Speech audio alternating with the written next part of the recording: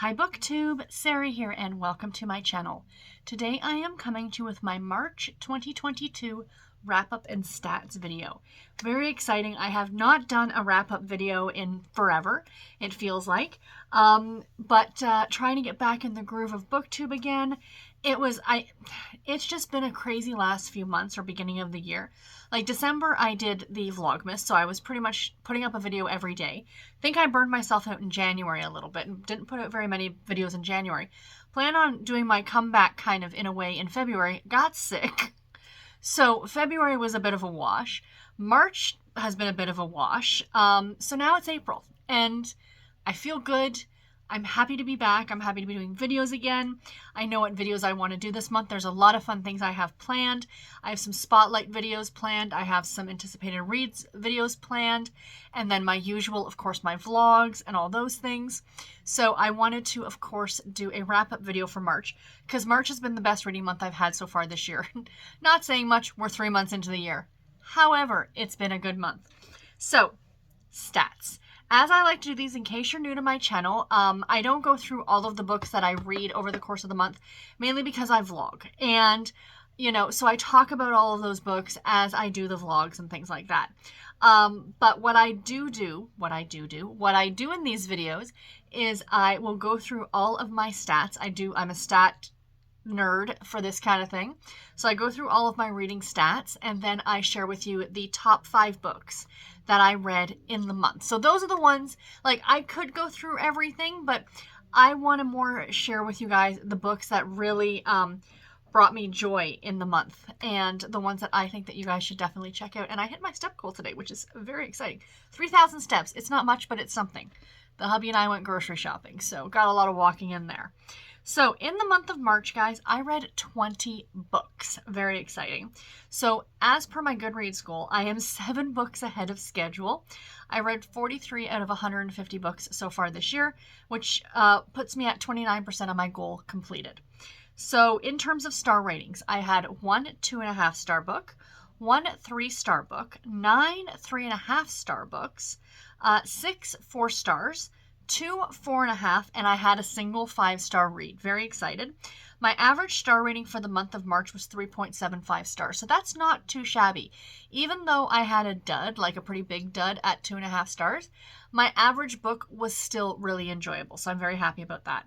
In terms of what I read, you can very much tell that March was March Mystery Madness because most of what I read tended to be mystery, thriller, stuff like that. So I read 4 cozy mysteries, 4 thrillers, 2 contemporary romance. I can't get away from the contemporary romance, you guys.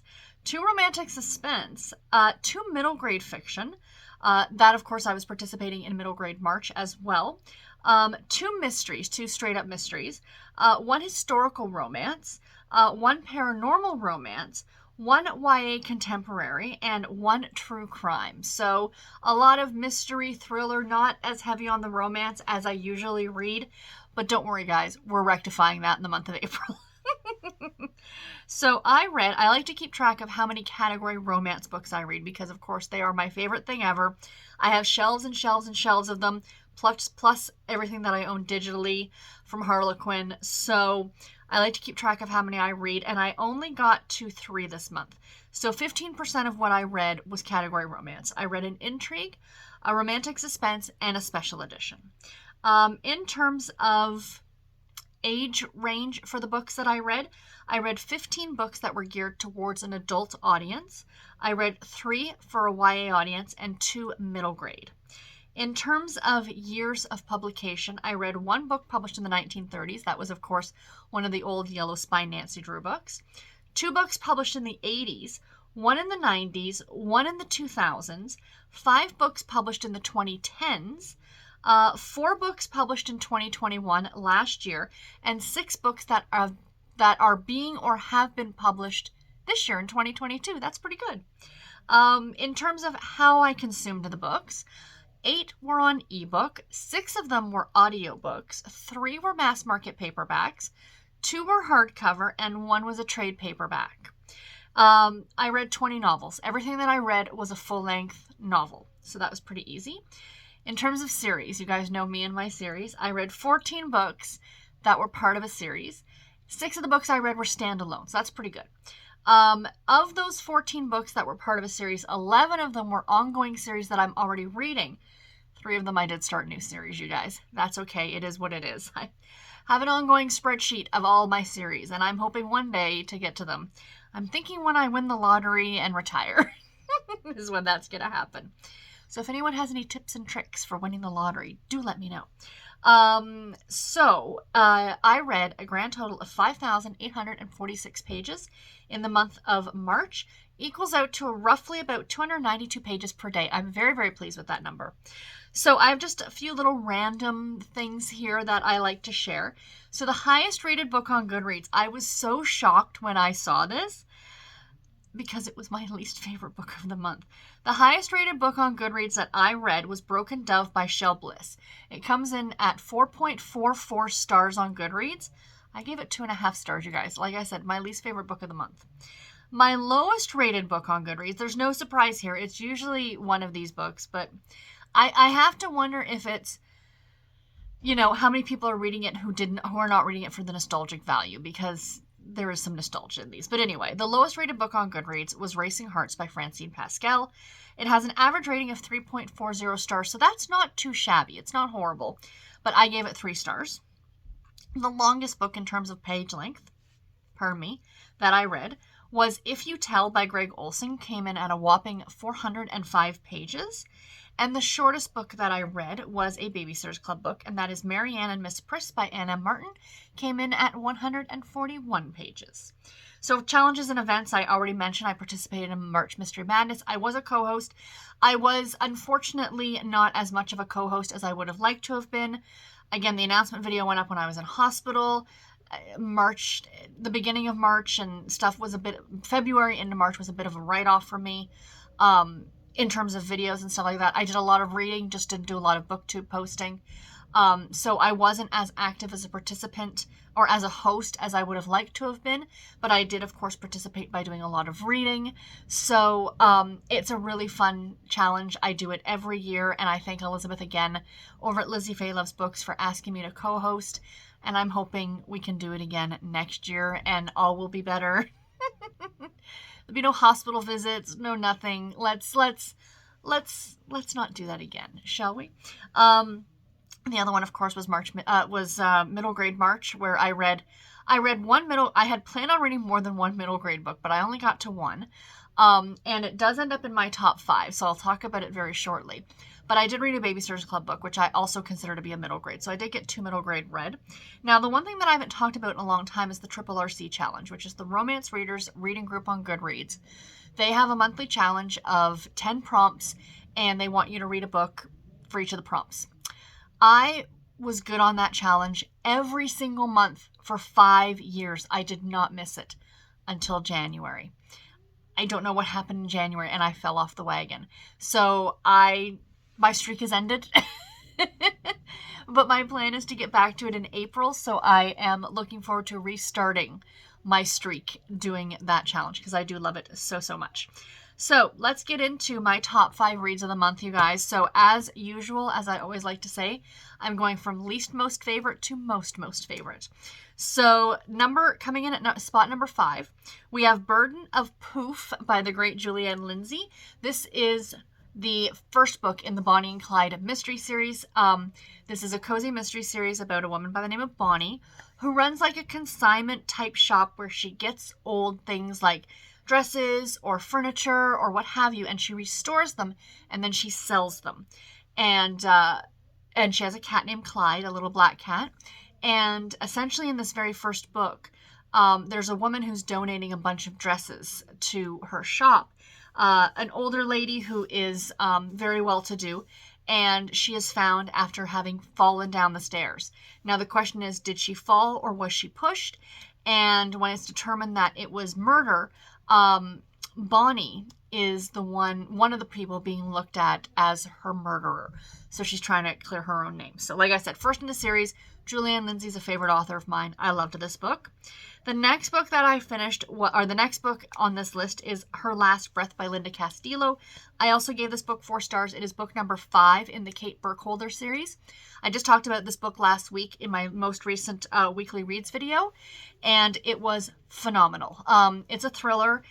This entire series is about our main character, Kate Burkholder, who is a chief of police in a small town called Painters Mill, Ohio. And it is an Amish and English community, but there are a lot of Amish. Our main character, Kate, is former Amish. She never joined the church, but she grew up being Amish. So she has a special connection, of course, to the Amish community. And in this story in particular, a family, a dad and an Amish man and his 3 children are killed after a hit and run while they're in their buggy coming home from being in town. And it's the investigation of what happened. And it was good. It took some twists that I was like, wow, I really, really like this one. I have really been enjoying this entire series, but this series can get very brutal, like in terms of bloodshed, to be honest.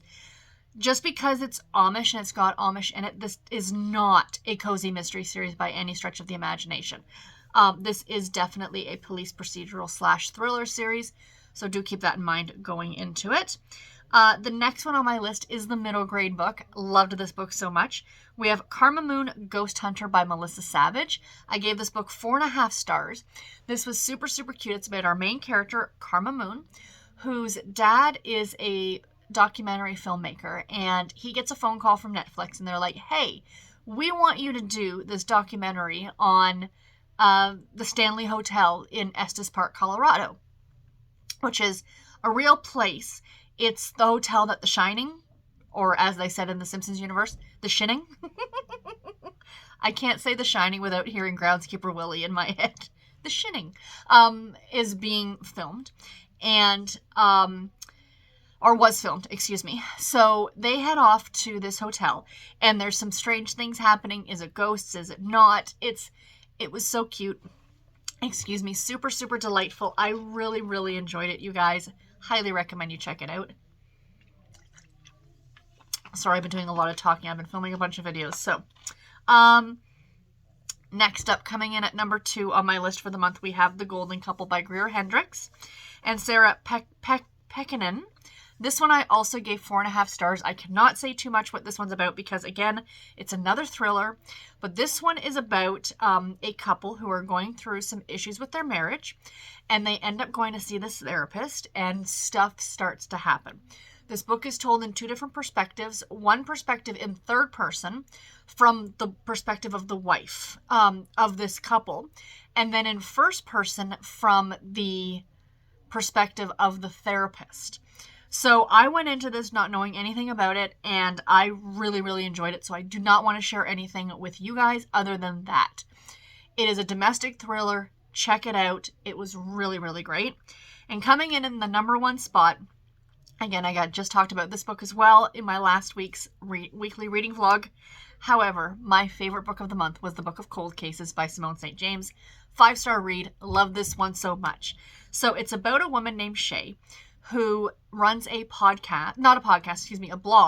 called The Book of Cold Cases, where she investigates, in her own time. This is not her job. She investigates cold cases and posts stuff and theories and stuff on her blog.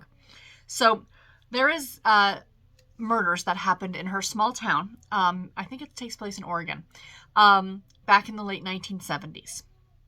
And there was a woman who lives in the town who was charged but not convicted of the murders. So Shay wants to talk to her to find out what happened. And now the woman, after all these years, is ready to talk, and she's ready to talk to Shay. And weird stuff starts happening. So while trying to figure out exactly who done it with these murders, there's also a ghost story that's happening. Like, I'm talking footsteps on the stairs, doors opening and closing, whispered voices, blood running out of taps, ghost story. Guys, it was so, so, so good. Simone St. James is fabulous. I said this in my weekly wrap-up video or in my weekly vlog, that every book by her that I have read, so The Broken Girls was the first one, loved it. Then I read The Sundown Motel, which I loved even more. And I think I love this one even more than The Sundown Motel.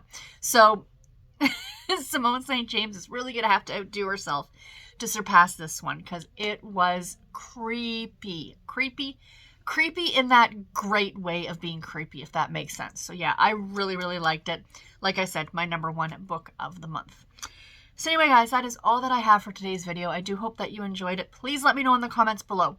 Have you read any of the books that I mentioned in my top 5, and what did you think about them? Or what was your favorite book that you read in the month of March? Because I'd love to know that as well, because I'm always looking to add books to my TBR. And until my next video, everybody, take care and happy reading. Thank you all so much for watching. Bye, guys.